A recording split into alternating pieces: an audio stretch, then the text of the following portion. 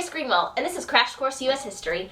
Nothing brings a brighter smile to our faces than talking about good old slavery. Well, at least abolishing it. Slavery is the practice of capturing Africans and forcing them into working fields and farms.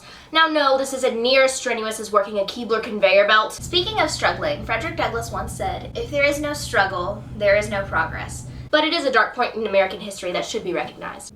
Miss Greenwell, are slaves people? Well, me from the past, yes, slaves are people. However, in the early stages of sweet feudal America, slaves weren't seen as humans, but a form of livestock. Property. It wasn't until the Three-Fifths Compromise in 1787 where African-American males counted as 3/5 of a person for voting strength in the House of Representatives. But unfortunately, slavery still continued for multiple years after, and it would be even longer until Africans would truly be able to call themselves free by the power of the Emancipation Proclamation in 1865. That is until some brave souls decided to destroy slavery.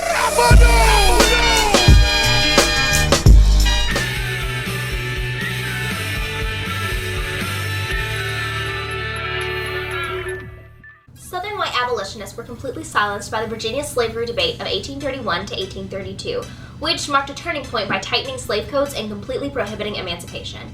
In 1831, Nat Turner led a rebellion in which slaves killed 55 to 65 people, the most fatal slave uprising in the southern U.S., which in turn invoked strong hysteria among the southern cotton planters. With slaves rebelling, it seems plantation owners began to realize that maybe, just maybe, the blacks were human and very capable of understanding that basic rights were being taken away. Around the same time, an anti-slavery abolitionist, William Lloyd Garrison, was condemned as a terrorist, with Georgia offering $5,000 for his conviction and arrest. Another cause of hysteria was the nullification crisis of 1832, in which South Carolina nullified the tariff of 1828 and 1832, nullifying federal law. In retaliation to the abolitionist efforts in the northern states, the South begins to campaign in favor of slavery. Highlighted in campaigns are the benefits of slavery, such as the slaves being taught religion, how to be civilized, and how they are given happy lives. However, they forgot their doubts on the morality of the peculiar institution by claiming that slavery was supported by the Bible. Now, which chapter was that in? Because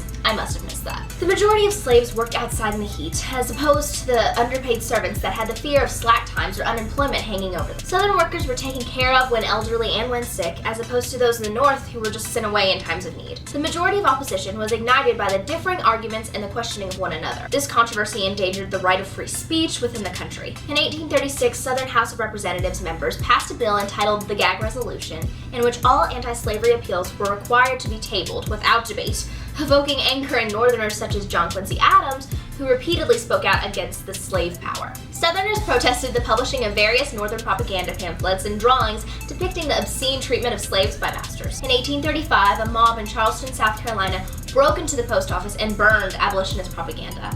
Because of Southern pressures, the federal government ordered Southern postmasters to destroy the abolitionist materials, and postmasters that did not comply were arrested. Those who were opposed to slavery, the northern side of this controversy, were for many years an unpopular stance to have. The reason being that they were conditioned to regard the Constitution with complete reverence. The economy of this area was heavily based upon that of Southern production. By the late 1850s, Southern planters owed Northern banks approximately $300 million. The North was heavily reliant on the South for cotton to use in manufacturing, so if the slave labor system were to be destroyed, the North would suffer the consequences as well. The Union was held together through Southern relations, and hostility was produced through radical abolitionists. As a result, mob outbursts occurred frequently in the North. At one incident in 1835, the broadcloth mob tied rope around William Garrison and drug him through the streets of Boston. In 1837, Reverend Elijah P. Lovejoy was killed by a mob and hailed as a martyr of abolitionism. Many people vigorously tried to avoid the entire topic because of an impending fear of extreme abolitionism. However, by the late 1850s, abolitionists began to change the minds of those in the North. They began viewing the South as a place where freedom was being oppressed and slavery became seen as discriminatory. At this point in time,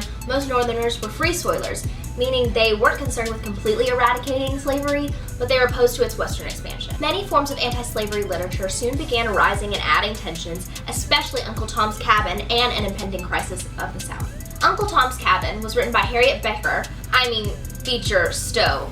Sorry, Jay. It depicted the cruelties a slave named Tom endured from his white slave master Simon Legree. The book started a wildfire, spreading from the North to even other countries such as Britain and France. The South was outraged to be portrayed in such a negative light and called the book prejudiced, but that didn't stop the rest of the world from looking at them in disgust. Wonder why. But this book was not the only presented opinion on slavery. A severe contrasting view was expressed in Hinton R. Helper's An Impending Crisis of the South. His basis for wanting to abolish slavery was that it hurt non-slave-holding whites more than it did the slaves. Which is a valid point. Clearly, the poor whites are the victims in this scenario. But unfortunately, they were not the ones affected by this book. The elite Planter South was the group most worried by Helper's messages, fearing that non-slave-holding majority would leave them. These increasing fears and tensions would eventually become too much, leading to one of the darker chapters of American history, Bleeding Kansas. And now it's time for the mystery document. The legislature shall have no power to pass laws for the emancipation of slaves without the consent of the owners or without paying the owners previous to their emancipation a full equivalent in money for the slaves so emancipated.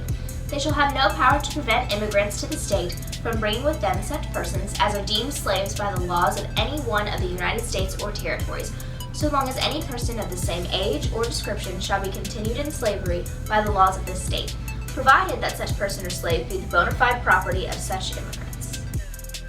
That sounds very familiar, and I'm gonna have to say that's the Lecompton Constitution of 1857.